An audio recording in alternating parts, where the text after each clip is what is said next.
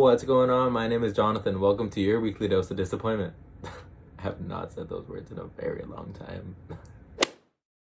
For the video this week, we're going to be talking about exactly what the title says, how I got into a RAD-TECH program during the current situation of our world.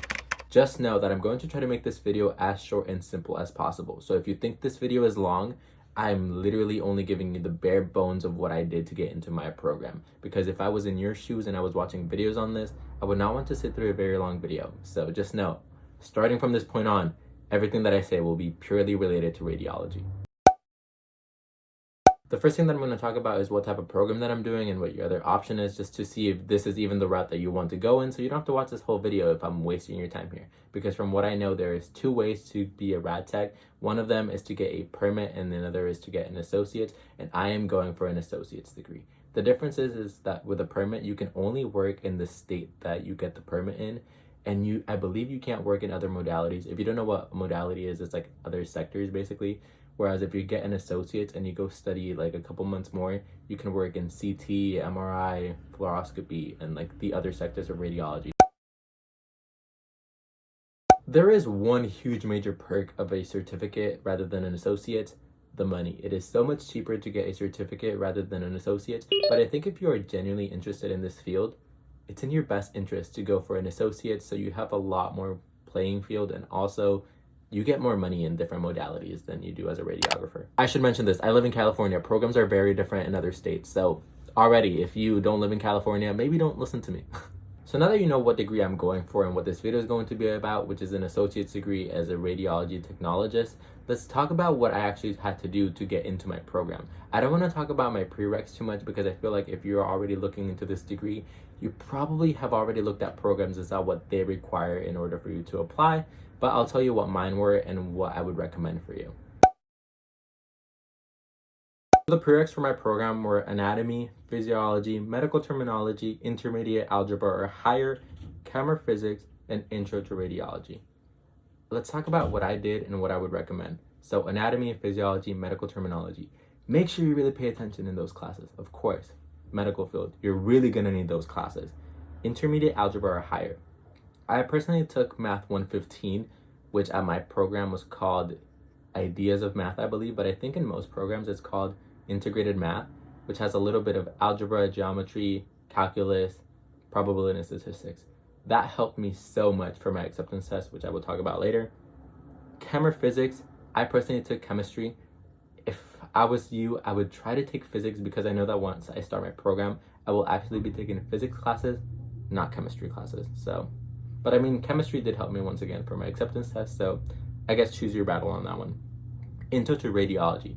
I don't think all programs actually require you to take this course, but I really like that mine did because in this course, we actually had the opportunity to shadow a RAD-TECH, which was very cool. And I got super lucky, actually. The hospital that I went to, not only did I get to shadow this RAD-TECH, but at this clinical site, there was actually students there, not in the program that I'm in, but from another program, which I thought it was really cool because I got to shadow a RAD-TECH, but also get to see like what the students got to do, which is really cool. Those were just the prereqs to be eligible to apply. Now let me tell you what you need to like submit with your application. So two main things basically is just a grade evaluation and, like I said, the acceptance test. So let's talk about the evaluation first because that's like very easy. That's basically just like your GPA, but only for those 6 classes that they require, not however many units you took.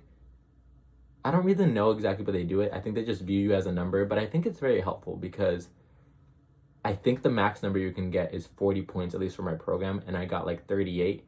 And I think that helped me because I like bombed my acceptance test, which is the TEAS test, which goes over 4 main sections, which is English, literature, science, and math. The reason why I recommended taking the other math class is because the math section of this acceptance test goes over those 4 sections: algebra, geometry, probability and statistics, and calculus. I don't really know how to prepare you guys for the TEAS test because you'll have to take a bunch of classes and it's all very basic knowledge, but it's just classes that you probably took a very long time ago. Same with science. It's earth science, biology, chemistry, and anatomy. You were lucky enough to get into the program. Now let me give you the prereqs in order to maintain this program, or at least how it went in my school. So after I submitted the application, they emailed our top 50 contestants or applicants. What would you call us? I mean, we're not contestants. Anyway, they emailed the top 50 students and sent us to a mandatory orientation. Basically, like an hour after the orientation, they emailed us and told us who was actually in the program and who were the alternates, but they had all 50 of us go. And I was lucky enough to be in the top 25. But during this orientation, they gave us a bunch of things that we needed to do in order to maintain our spot. Let me look at what it was. So it's a drug test, but this was not like a simple drug test. They like tested for like 15 different things. It was kind of crazy. A background check, a bunch of immunization. Maybe I should explain the background check. The background check is basically that you go in and you get like your fingerprint scanned or whatever. I'm pretty sure they just look at like your police record or something like that. The immunization, it's MMR, chickenpox, Hep B, flu shot, which actually we haven't gotten yet. We will not get until flu season, but you need to sign a waiver saying that you will get the flu shot during flu season, or you give a medical reasoning on why you cannot get it. Because of our current situation, we do have to be COVID vaxxed, which is actually kind of strange because our school does not require you to be vaccinated for it, but the clinical sites, like the hospitals, do. So we actually were told that we didn't need it, and then we were told that we need it. We need it. And then a TB screening, which was actually hell for me. So let me talk about this just in case anybody else is in my shoes. So I am BCG vaccinated, which is a type of TB vaccine that is like stronger than the one people get in the States. And the screening that we need is a skin test. And I, unfortunately, also when I was 7, did have TB. So my BCG vaccine already has a possibility that for a skin test, it will come back positive. But since I've already had it, it will come back positive. And I told my program this from the very beginning. They still decided for me to take the skin test. It came back positive. Then they told me that I should do a blood test. When I got the blood test done, the results said it's unlikely that patient has the TB virus. I hope it's a virus or I'm sounding very stupid. Then after that, my program said that I needed to get a chest x-ray because that wasn't enough. So I had to get a chest x-ray and have a physician sign off that everything was good. Just for TB alone, I kid you not, I probably wasted like $500 in that. Awful. But I think if you don't have this vaccine or if you've never had TB, it'd be a lot easier for you. You also need to provide proof of health insurance, and you need to be BLS certified, which I think most programs do this. BLS is basically CPR, but for medical personnel, it stands for basic life support. But they all do it this way, which is very annoying. So they want you to have your certificate like basically a couple weeks before your program starts because it expires every 2 years and my program is 2 years, and they don't want you to have to renew it in the middle of it, which I thought was super, super annoying because I was actually already BLS certified. Like my certificate was like maybe like 4 or 5 months old or something like that, and I had to renew it. So they just made me waste more money there too.